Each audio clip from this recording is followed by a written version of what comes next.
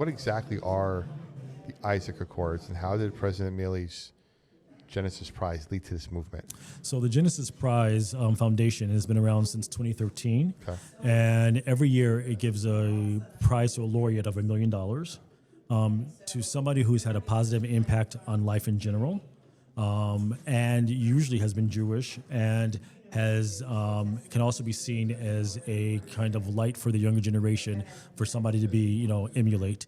And so some of the past laureates have been Michael Bloomberg, Robert Kraft, Ruth Bader Ginsburg, Justice Ginsburg, Dr. Albert Bourla, the CEO of Pfizer, and every year with this $1 million prize, the laureate gets to kind of tell the foundation, the Genesis Prize people, and say, okay, I'd like you to take this $1 million and further a philanthropic theme or idea I have.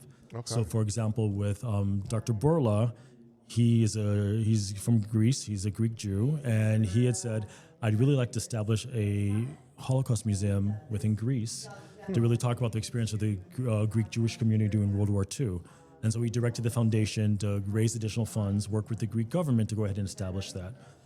In this case, President Milei was the first non-Jew to receive the prize, and he received it this year as recognition of his just very vocal support of Israel over the last few years, especially a few years that have been very dark and very difficult for the state of Israel and the Jewish people in general.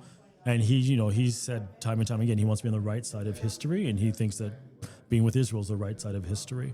And so none of the laureates actually take the money. It's indicated from the beginning that you when you get the prize, you're going to designate that towards some kind of philanthropic activity. So we asked the foundation this year to develop another foundation to focus on relations between Israel and Latin America.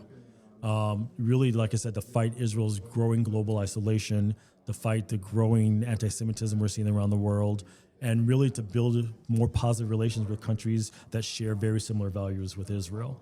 And I think overarching all of this, obviously, is the success of the Abraham Accords that President Trump and the administration did in the first term, and how that's already starting to expand, we see in his second term. And so this is a continuation of that good work.